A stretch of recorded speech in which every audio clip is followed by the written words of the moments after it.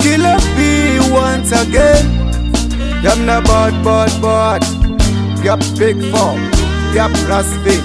Yep, kuletine.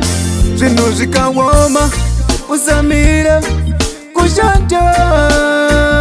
Miedzo inouya iwe usaicheuka. Tarisa mberi chatekwa wakananga. Zvinhu zvikawoma usamira kushanda. Miedzo inouya iwe usaicheuka. Tarisa mberi chatekwa wakananga. Ungava uri venta nesi kana ticha. Basa ibasa hapana riri nani. Hapane mari pesa chitoziva paririsi. Hakufaniri kuperwa chitogaya tu matrix. Inini ndiri venda ndinotengesa madomasi.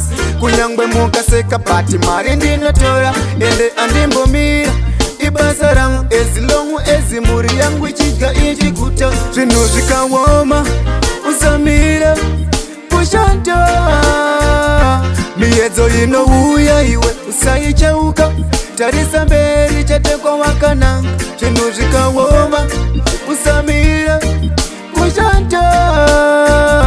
Miedzo inouya iwe usaicheuka. Tarisa mberi chatekwa wakananga. Everybody say never give up.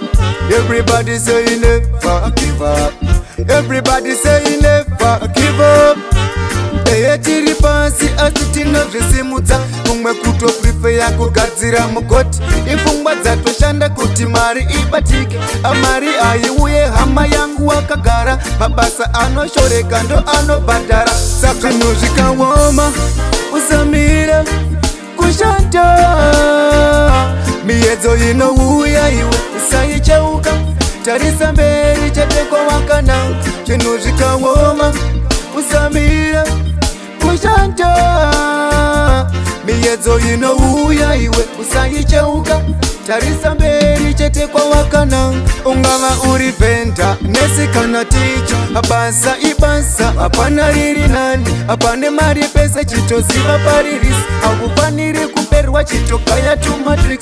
Inini ndiri venda ndinotengesa madomasi.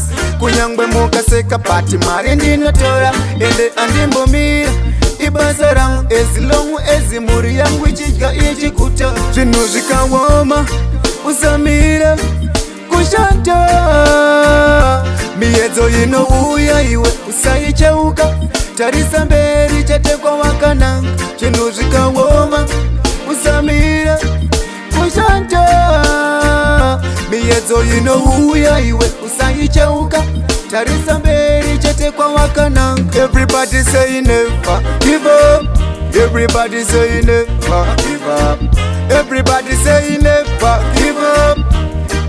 Tiri pasi asi tinozvisimudza. Mumwe kuto prefeya kugadzira mugoti. Ipfungwa dzatoshanda kuti mari ibatike.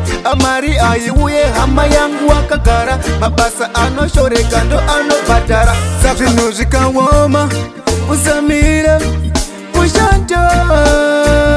Miedzo inouya iwe usaicheuka. Tarisa mberi chatekwa wakananga. Zvinhu zvikawoma usamira kushanda. Miedzo inouya iwe usaicheuka. Tarisa mberi chatekwa wakananga.